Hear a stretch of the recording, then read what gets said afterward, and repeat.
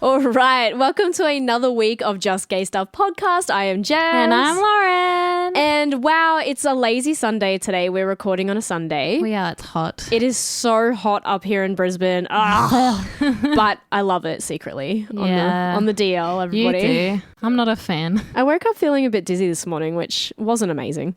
But anyway, we are going to lift the mood and lighten everyone's Wednesday or Monday night or whenever you're listening to this episode. Yeah. Because we have another installment of Worst First Dates. Dun, dun, dun. It's honestly, I don't know about everybody else, but it's honestly one of my favorite episodes that we Same. record. I think it's one of my favorite episodes that we record too. It honestly feels like a gossip session when you catch up with an old friend and suddenly they have all this stuff to tell you.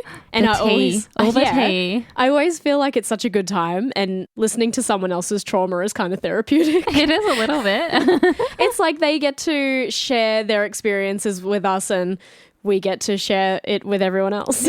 That's true. All right, should we just jump straight in? We should, I think. Well, actually, before we start, I do want to give a mass shout out to Lauren's t-shirt, which for anybody who's not watching the video, it's pink and it's got a... It's yellow. It's not pink. Oh, yeah, sorry. It's she yellow. calls me colorblind. It's yellow and it says the future is inclusive, and it has the rainbow with the trans colors included, and I think it's so sweet and so camp and it's so amazing and super prevalent in these times. Yeah, hopefully we can definitely be all inclusive in the future. I just want to give a huge shout out to our brothers and sisters over in America. I know that they're a bit of struggle. We don't want to get too political, but obviously we are fighting for human rights all over the world always, and we hope that everyone's doing okay. We do, and we're hoping to be that inclusive place. And yeah, shout out to my amazing little sister Sabrina for giving me this shirt. Woo! Woo! Well, I think that you should kick us off because you have a few stories and I have a few stories. So we're gonna one rally? for one. Oh, yeah, okay. We're gonna rally. All right, I'll go on my first one. Dear Jess and Lauren, here is my story. I matched with a woman who seemed pretty cool, and we decided to go to a karaoke bar. This is a side note before we get into the actual story. Did you know that karaoke means empty orchestra? I did. In Japanese? Yeah. Yeah, How I did. you know that? Because I know stuff. Yeah? Yeah. Oh. Do you want to know how I know Why that? are you surprised? Like I don't know stuff. Do you want to know how I know How that? do you know? From How I Met Your Mother. Oh, okay. And we decided to go to a karaoke bar. I was nervous but excited until she showed up in a full costume as Elsa from Frozen. What was it was it a costume night? I thought maybe it was a fun joke as we spoke about Disney songs being our favorite things to sing at karaoke. Okay. So I just kind of rolled with it. It was a bit weird. It's a bit weird. It's a bit weird. On a first date. Yeah, I feel like you should have communicated that kind of... Well, they were trying to surprise them, I guess. Yeah. Okay. So I rolled with it, but as we got inside, she didn't break character once. She spoke in this fake Scandinavian accent, referring to herself as Elsa, and even sang Let It Go on the karaoke stage 3 times in a row. Oh, gee. In a row. In a row. Not even broken up. No, in a row. Oh, run. Yeah, exactly. That was my thought. Counting the red flags here. After the third performance, I tried to steer the date toward normal topics like, so what do you do for work? She responded in the Elsa accent. Oh. I am the Queen of Arendelle, of course. Oh, no. She insisted on calling me Anna and even suggested we do a duet of Do You Want to Build a Snowman? Wait, so like you're on a date and she insisted on calling you her sister's name? Yeah. No, that's weird. How many? Wait, are you counting the red flags in this story? I'm up to like 100. I figured maybe she was just really quirky, but after I declined the duet, she got offended, muttering, fine, I'll go see if Olaf wants to build a snowman. Olaf is the snowman. Yeah. And she stormed out of the bar. The bartender gave me a sympathetic look as I finished my drink. I guess that's what I get for swiping on a queen. Oh my God. That is ridiculous. I have to say, if I was meeting someone at a bar and they showed up in a costume, I'd already be like, what is this? I'd pretend I wasn't there in the first place. Yeah. You'd turn back around again? I would, absolutely. I don't know what to take from that. Imagine if it had worked out and that was your whole life. What, just living as Elsa? Living with an Elsa. All right, my first story is quite long, so strap in. Hold on, I'll settle in. Yep, settle in. Dear Jess and Lauren, you've been asking for people to write in for quite a while, and I've often thought about sharing my story but never had the confidence. Last Worst First Dates episode, you wanted a catfish story, and I thought, okay, here's my time to shine. Ooh. I'll change the names in this story so that no one feels exposed, including myself, not that I think I'll mention my own name. I was 18 at the time, and I suppose Facebook had just become quite a big thing. This was around 2008, 2009. Yeah. At work, I was a receptionist. I'd made what I'd believed to be a work bestie with the girl who shared my shift block. On a usual week, we would have mostly the same hours, so we got to know each other pretty well. Let's call her Brie. Oh. Through our time working together, it had come out that I was a newly out lesbian. After leaving high school, I thought it was definitely easier to come out after school, and because Brie and I spent so much time together, I felt like she was a safe person, and she never judged me, just treated me normally, which was great. I'm already scared. It also allowed me to openly talk about some of the hurdles in my life and not keep them all bottled up. We'd probably been working together for 6 months when one day, really randomly, she had told me that she recently started talking to this guy that had randomly added her on Facebook. He just started messaging her out of the blue, and they'd found they had a lot in common and that eventually they were going to meet up. She said she couldn't believe she'd found someone so amazing. They spoke every night. He understood her in so many ways. She felt like her life was coming together all because of this guy. Let's call him Brad. That's the red flag already. We're calling him Brad. Sorry, any Brads out there. Looking back now, it seemed like she was really just trying to get me to let my guard down about online dating or talking to people online that I didn't know, because at the end of her gushing about how great this Brad was, she said maybe I shouldn't shy away from an online dating opportunity. Especially since back in 2008, it was still quite hard to meet other queer people, and I suppose I had a bit of anxiety about how to meet girls. I was quite a shy person in general, and I'd expressed those concerns to Brie over time. Over the next week, I didn't really think much more about our conversation until I got a random ad on Facebook from this girl. Oh no. Her name is Phoebe. We had no friends in common, but her picture looked cute and her profile said she lived in a place just over an hour away from me. I accepted the friend request and really didn't think too much more about it.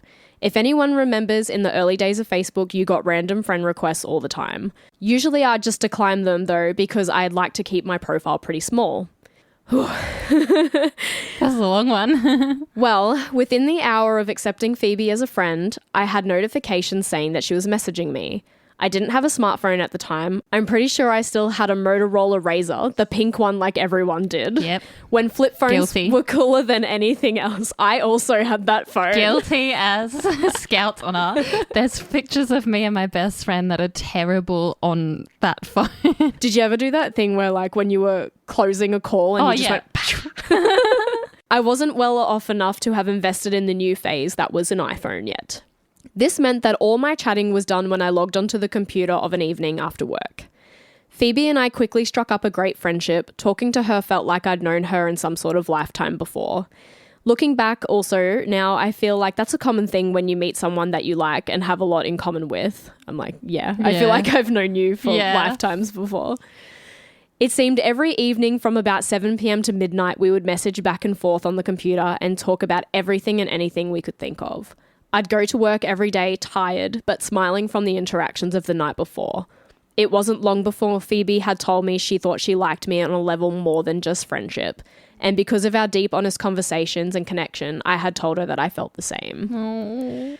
At work, I would tell Brie everything. Every new thing I found out about Phoebe, every feeling I felt about her, and everything in between. It had been about a month and a bit at this point. Brie still hadn't met her online boyfriend and suggested to me one day that it would be a great idea to all meet up for a double date. I'm scared. I actually thought this was a great idea. Safety in numbers, and especially when meeting people for the very first time from online romance, I thought it would be comforting to have backup. That's fair. True. And in a public space. Yeah, public space, not someone's house. Yeah. We see this all the time. And I have another one where it's like someone goes to someone's house, not on a first date. Yeah. I agreed with Brie and she said to set it up with Phoebe and she'll also set up her side. We were trying for the coming Saturday and we were going to meet at one of the bars in the city. Let me also just preface that I didn't have Phoebe's mobile number. We only ever messaged on Facebook, and to be honest, it wasn't until trying to meet on the first day that it would cross my mind that that would have been a good idea. Oh no. I know, stupid, but rose-colored glasses and all that.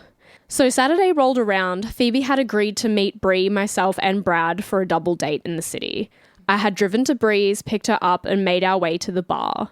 When we walked in, I was so nervous. I felt like all my insides were going to try and escape through my mouth.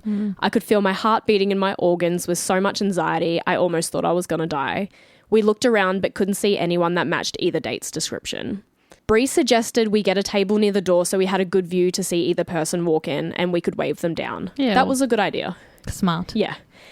Except an hour went by and neither person showed up. Oh no. Oh no. I've seen way too many Catfish episodes to know where this is going. Bree had apparently texted Brad to ask where he was multiple times with no response and said I should message Phoebe too, except that I didn't have her number. Oh. Yep, again, stupid. I had no way to contact the person I was trying to meet. I kind of had this pit in my stomach. Had something bad happened or had I been stood up? I didn't really know. I was hoping it wasn't either, but one had to be true. Bree at this point didn't really seem to care at all about the absence of our dates and was really focusing on me and having a good time. She bought us a round of drinks, but I was careful not to drink too much because I'd driven us there. Smart. Trying not to give in to the shitty feeling and have a good time with Bree, I bought us another round and then cut myself off because I was designated driver. Bree just went for it. We were having somewhat of a good time. Bree was having a way better time than me. At one point, she must have seen that I was upset. She'd had a fair bit to drink by this point and was trying really hard to lift my spirits. She started to gently caress my hand and said, "You know, I think you're so amazing." And my first thought was, she's just trying to be nice, given that I'd literally just been stood up. I said in response to her, "Thank you, but aren't you upset that your date didn't show up? I thought that you'd be sad." Her drunken response, "Do you want to know a secret? I'm Phoebe." I knew it. You knew it. I knew it. I thought she was joking. I slapped her lightly on the shoulder and told her to stop playing around when she drunkenly started reciting a story I had told only Phoebe and never told Bree. I thought I'd been hit by a brick. It was true. It was her. I couldn't believe it. Why did she do this? Her response when I asked was, she's always been curious about being with a girl and I was the only lesbian she knew, but didn't know if I would like her like that. So she thought if she was someone else and made me like her, then a night out like this could be our first date. That's terrible. Don't do that. I was furious. I felt so betrayed. I'd told her things I'd never would have told her as Bree.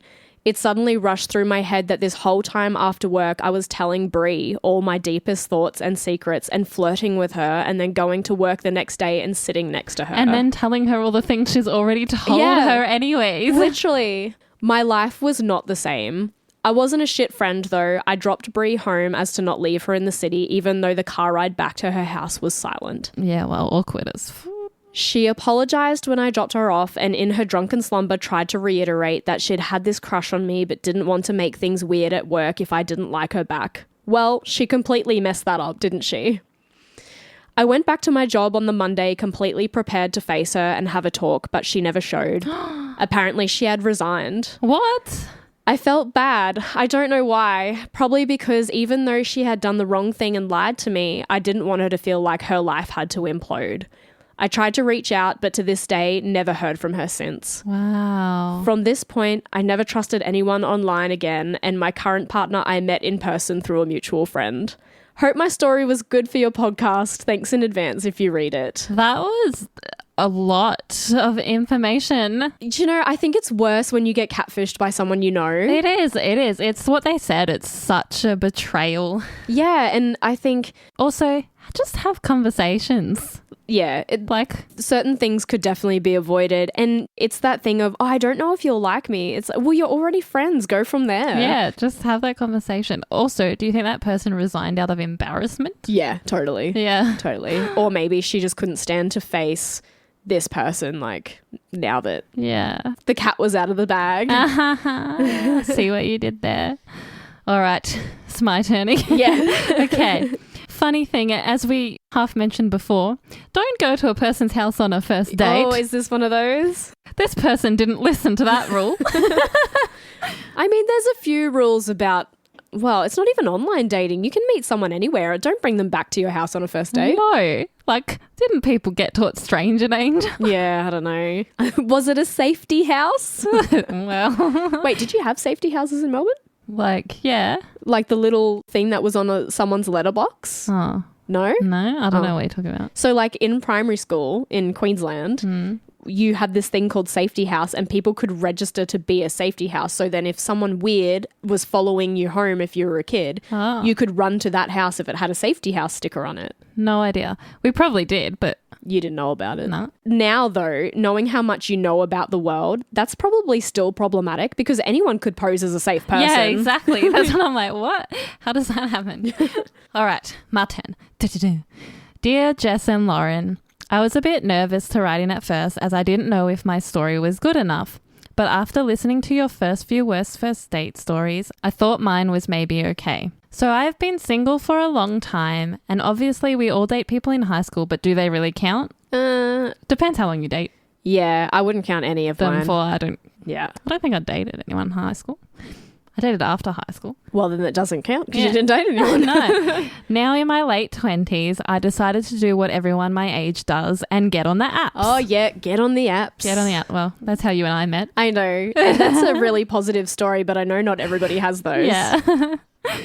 I chose Hinge because it let you get to see snippets of people's personalities first before chatting with them. Fair. Yeah.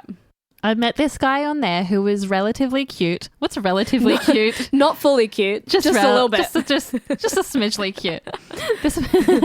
We seemed to click and got along quite well. He had the same sarcastic humor that I did. I wasn't really looking for anything serious. I just kind of wanted to get my feet wet again, if you know what I mean. And maybe something else. Yeah. I think that's what was implied. Okay. If you know what I mean. We decided we were going to meet up at his house. Again. Terrible. As he was going to cook me dinner. Sounded romantic at the time. A man cooking dinner with candlelight and wine. Boy, was I wrong. Ooh. I got to his house. We talked for a bit and then made out a little. Oh, yep. Straight in. Yeah, straight to it. Getting for it. But when it came time to cooking dinner, he had no idea where the pots and pans were or how to turn on the electricity. And I noticed there were pictures around the house of a family and none of him. Doesn't really sound like it's his house. No. His clothes were in a duffel bag, and when I asked him about the pictures, he said that it was his roommate's pictures and family, even though he initially told me he lived alone. Okay, changing stories. I'm like, was that even his house? No, it wasn't. We then drove in his car to Mount Cootha, where we ate Domino's because he didn't actually have anything in the fridge to cook with. Why lie? Why would you lie? Why wouldn't you just say, hey, cute little meet cute, we'll get pizza and then we'll go up to the lookout? Like, what? After we ate, we made out some more. No, I would not be putting my tongue in anyone's mouth that had already lied to me like twice. I'm also like, how did they go from this house where they weren't, now at this point obviously weren't sure whether this was his house or like, not, oh, well, and we'll still go in the car. Just go with it. After we ate, we made out some more, and as we were making out, I noticed a switchblade and rope in the side of his door. Nope. You get the fuck out of there. Ding, ding, ding. Shit. I stopped and asked him to drive me back to his place where my car was. He did, and I got in my car and drove home so fast. Just for him to text me and say, I had such a fun time, babe, we should do it again. No. Honestly, looking back, I am lucky I got out of there alive. That is honest. Why would anyone need to have those things in their car if they weren't going to murder you? I was like, that sounds like such a murder story. Like, to be fair, we don't know what he did for a job. No. But still, I'm just like, that is way too many red flags. Like red flags. Wasn't his house, because that clearly does not sound like his house. If you live somewhere, you know where stuff is. He didn't know where the electricity was. He didn't know where the pots and pans were. He didn't have any food in the fridge to cook in the first place. The cupboards were essentially empty. His clothes were in a duffel bag. To be fair, I don't think anyone lived there. No. It sounds like an apartment that you get like down the Gold Coast. It was like a stage home or something. Also, he would have... Did he break into this house? If he rented that place just to have a date there, he's paid for it. So, I don't know. That's weird. Yeah. All right, my next one's quite a short one. I was volunteering at the RSPCA over a few months and had worked a fair few shifts with a girl that I had come to like quite a bit. One day, I got up the courage to ask if she'd like to have dinner with me, and she happily agreed. Aw, cute. We'd organised that I would cook her dinner at my house. Again, Oh, first date at your house. No. Just don't do it. Although I feel like, because obviously I've read this one before, I feel like this kind of worked in her favour. Oh, okay. We'd organised that I would cook her dinner at my house as I considered myself to be an absolute food lover and thought I could super impress her with my cooking skills. Nice. When she got to my house, my dog barked at the door, a usual occurrence. My dog Snoop is a pretty big German Shepherd. Snoop. Yes, his name is Snoop, like Snoop Dogg. Oh, cute. I thought you were going to say like Snoopy. No. When I opened the door, she was standing there with a bottle of wine and a look of terror on her face. Oh, no. Sorry, I didn't realize you would have such a big dog, she said. I was kind of confused. Most animal lovers that volunteer at the RSPCA would be okay with a range of animals and sizes, and I'd seen her take care of bigger dogs at the shelter. Oh. She handed me the bottle of wine and then refused to come in because my dog was, quote, too scary. What? So I guess my first date wasn't really a date at all because technically it didn't happen. Oh well though, I will always choose Snoop over a love interest anyway. That's fair. Yep. Dogs are first. Yep. And we know that. We have to. Pets over people. Literally, pets over people. I have a shirt that says it's like dogs and people, and then it's like the cross on people and the tick on dogs. Yeah. Gotcha. All right. My turn. Calm down, Lauren. Getting too excited in these It things. is exciting It is. because I love stories. Me too. Dear Jess and Lauren, here is my story. How come everybody puts your name first? It just flows off the tongue It better. does. Dear Lauren and Jess. Yeah, no, you're right. It does. Jess and Lauren.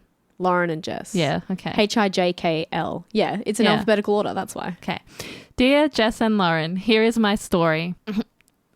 I decided to write in... Are you okay? No. I decided to write in after listening to your first two worst first date... Wow, I can English. Your two worst first date episodes and thought, oh, I've got one for you. So let's rewind to about 2 years ago. I was living in a small town, fresh out of a messy breakup and very much in the mood for a distraction and something new. Fair, we've all been there. Mm-hmm. Naturally, I dove into the dating apps. It's always the apps. Yeah, we've all been there. If it wasn't the apps, it was MySpace. Yep. Oh, I met some people on MySpace. Did you ever have Bebo? No, I never jumped on the Bebo train. IMVU? I met some really good friends on MySpace, actually. Yeah. Anyways, back to the dating apps. Yeah. And that's when I matched with a gorgeous guy named Alex. He was funny, charming, and seemed to check all the boxes. I always get scared when people check all the boxes straight away. Yeah. You don't know that person. Yeah. You don't know if they check your boxes, to be fair. You don't. In any way, shape or form. His profile was full of cute travel photos, pictures with friends, and I'll admit a couple of thirst traps that kept me very intrigued. No, I hate a thirst trap. Me too. I'm not a fan. Neither. Are thirst traps cringy? Yes. Okay. Our listeners might not think so. Let us know, are thirst traps cringy? Yeah. Because I vote yes. Yes or no? After chatting online for a couple of weeks, we made plans to meet in the city. I dressed up, drove over an hour, and felt that mix of excitement and nerves when you get ready right before a date. Mm-hmm. We agreed to meet at a small cafe, smart, public. Yep. I got there early, found a table in the corner and waited. My heart was racing. I'd only ever seen his photos, so I was slightly nervous I might not recognize him. I messaged him saying, hey, I'm here. He responded almost there, so excited to meet you in person. Then, in walks a guy who looked familiar, but also different. Let's say Alex was supposed to have a beard and tattoos, but this guy was very much not that. I awkwardly waved at him, hoping it was just an unfortunate resemblance and not actually my date. But he walked over and said, are you my name? And I replied, yeah. I said, hoping for some sort of quick explanation.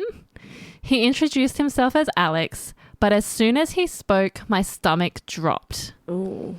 The voice didn't match the one I'd heard in our voice messages. He looked vaguely similar to the guy in the pictures, but he was older, like maybe 10 years older than the age he claimed. Wait, so like this is the same guy, but he was just using pictures from 10 years ago? Yeah, I don't know. Like whether it's a catfish thing or whether it's the same. They didn't say. They didn't specify. I decided to give it a chance and awkwardly asked him about his life, hoping maybe this whole situation could be salvaged. That's very brave of you. Yeah. He gave short, uncomfortable answers and didn't ask me a single question. My heart sank. This person sitting in front of me had somehow tricked me into meeting him. I looked him in the eyes and said, "Is this a joke? Why did you pretend to be someone else?" He just shrugged and mumbled something like, "Guess I figured you wouldn't come if I used my real photos." I was speechless.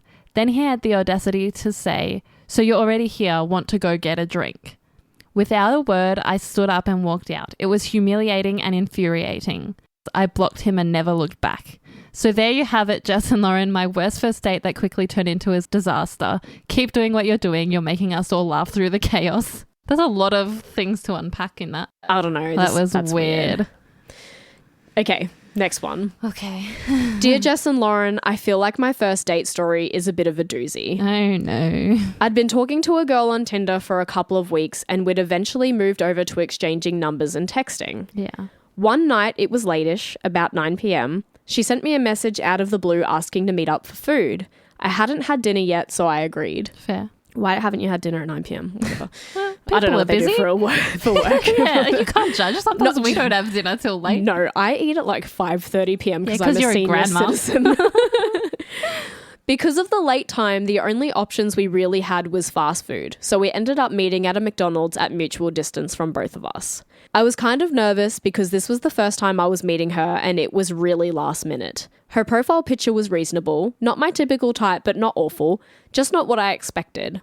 It was definitely a few years old and not a true representation. Oh. Despite that, we'd had some great conversations, so I was willing to see where this would go. The first problem was, it wasn't just her. She had brought her friend along, a 16-year-old. I was 22, she was 20. To add to that, her friend had brought a toddler and another friend. What is going on in the McDonald's? So here I am, sitting in a booth at McDonald's on a last-minute first date with 3 girls and a toddler that I don't know. Yep. All 3 of the girls had brought Monster Energy drinks into the restaurant with them, and it just went south from there. The toddler ran out of juice in her sippy cup, so the mum filled it with the Monster Energy drink. What? Did I say it was way past 9 p.m. at this point? Hang on. Hang on. Wait, let me finish this part. Okay. They just said, "I'm not a parent and don't like to judge people who are, but I'm pretty sure that wasn't a great idea." Okay, yeah, I was going to say, back the fuck up. Don't give a toddler Monster Energy Don't drink. give a toddler anything it shouldn't have. That's almost as bad as giving a toddler drugs. Yeah, because it's like... I mean, essentially it is. It's caffeine. Because it's like back in the day, you just weren't allowed red cordial. And this mum's giving energy drinks. Okay.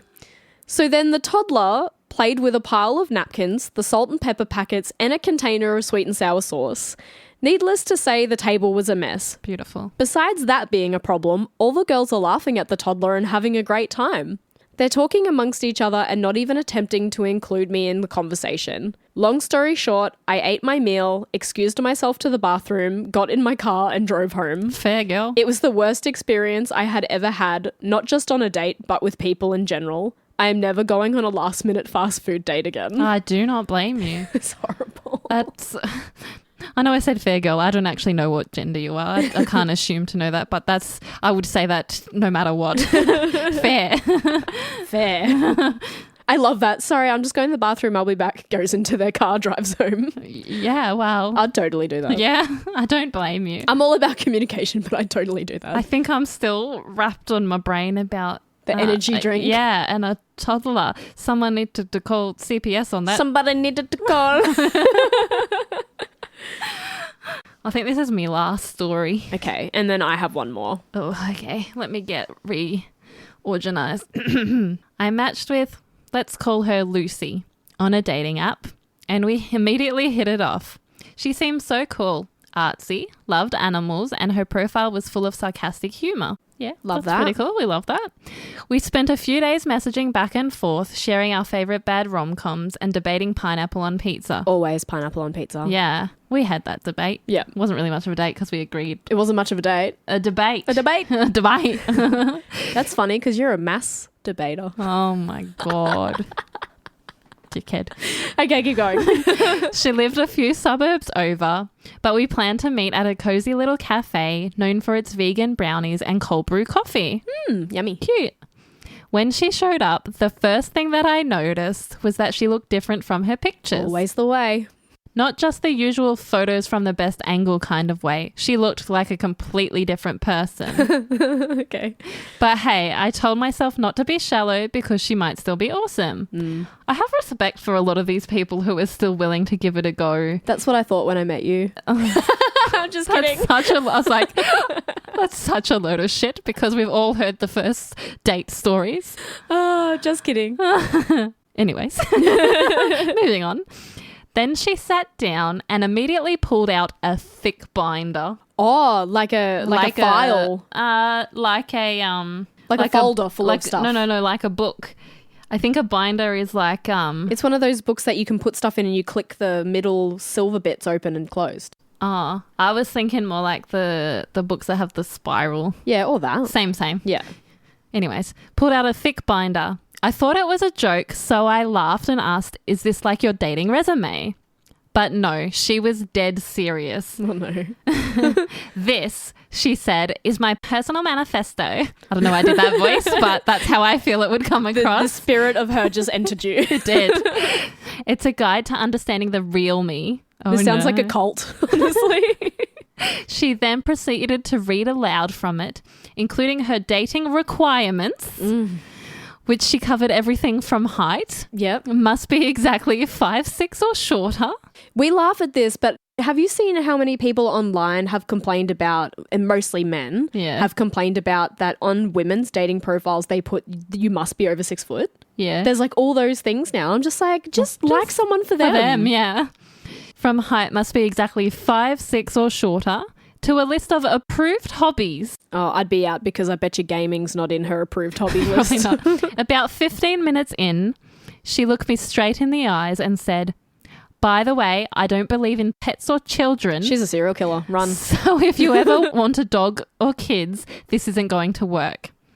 I was so shocked that I almost laughed. The best part, I actually have a dog, which I mentioned in my profile. When I reminded her, she just shook her head and said, "Dogs are unnecessary distractions from personal growth." Oh my God. How did you even match with this person? Get the freak out of there. At this point, I was dying to leave. Yeah, I don't blame you. Yeah. But just when I thought I'd make up an excuse, she stood up and said, "Time for a trust exercise." Was she going to do that thing where you cross your arms and then fall? Literally. She insisted that we go outside and walk backward down the street with our eyes closed to build a deeper connection. What the fuck is wrong with this person? I half-heartedly went along with it for a few steps, but then she started trying to guide me in a nearby alley. I'm scared. That was the final straw. I apologized and mumbled something about needing to find my inner balance and bolted to the nearest bus stop. The weirdest part, she sent me a 6-page email. 6 pages? 6-page email the next day detailing all the ways I could improve my dating profile. I don't think you need to take any advice from someone that mental. To attract my authentic connections. Oh. I guess she saw herself as my unofficial dating coach now. Needless to say, I didn't reply, but I kept the email just for laughs. And that, dear Jess and Lauren, is why I'll probably never date another person who refers to their interests as a manifesto. Do you know what I would have done? I would have gone outside with her and closed my eyes and walked backwards and just walked all the way home. Yeah, just would have left. Wow. I don't know how to... That was a lot. That was a lot. Do you know, I feel like I've briefly met people that would be like that. Really? Yeah, just, you know, when you meet people that are quite uptight in their whole demeanor. Yeah. And you just think, oh, wow, I bet you have like an approved hobbies list. Super type A people. Yeah, definitely. My favorite part is that I can't believe you were willing to keep going outside and do the trust exercise. I'm surprised that they got to the first date because I feel like that person definitely trapped that person into a first date. Yeah. They said that they connected and then suddenly it was like all these things. Anyway. Yeah. All right, this is the last one. Last one for this episode, everybody. Hi, Jess and Lauren. I went on a date with a guy that I met on Grindr who seemed really sweet while we were messaging, but turned out to be not my type whatsoever. At first, he seemed really cool. He was a bit of a stereotypically manly man, which is my type for sure. He used to race bikes until he said he landed on his head after attempting a jump and had to quit. During the date, he told everyone that we were on a date. Oh my God. Like everyone he could. It was nice at the beginning, considering sometimes you meet people who want to stay in the closet, but this became super embarrassing. He told me he wanted to kill his ex-roommates because they forced him to move out after he refused to pay equal rent. He then asked the waitress to make the date more romantic, so she brought out a giant ice cream sundae, meant for 2 people to share, but he ate it all by himself and spilled ice cream all over his shirt. That's just rude. He kept asking me if I was a gold digger and if I made enough of my own money because he makes tons of money and needs to protect himself and isn't a sugar daddy. This is like a person who doesn't make money and projects. Yeah, this is like... Fake. Yeah, that's exactly what I thought. He then demanded separate bills, which is no big deal. But when we went to pay, all 4 of his credit cards were declined, so asked if I didn't mind paying and he would get it next time. Yeah, of course he did. Not that there would ever be a next time. Mm-hmm. When we went to leave, he told everyone that the date went amazing and gave me stickers to his business as a thank you for paying, since his credit cards must have some kind of error. I didn't use apps to date for a long time after that. That person was just after a free date, and that person did not have money no matter how rich they said they were. That person is what we define as a fantasist. Yeah. They fantasize all these wonderful things about themselves and none of it is actually true. Dun dun. Dun dun. That was a fun Worst First Dates Volume 4. I love these stories. If anybody has some worst first dates, please write in. justgaystuffpodcast@gmail.com. It's honestly so much fun. It is. These are my favorite episodes. We do get a good kick out of it. It's fun. It is fun. Well, I suppose we hope that we've brightened your day. Yeah. And that you have a fabulous day, Whatever night, day, week, morning, time, whatever you're doing. And I suppose you better remember to stay gay, motherfuckers. I'm talking about, you're talking about, we're talking about just gay stuff. Thanks for joining us on another episode of Just Gay Stuff. Make sure to follow us at Just Gay Stuff Podcast on all your socials and write to us with your stories at justgaystuffpodcast@gmail.com.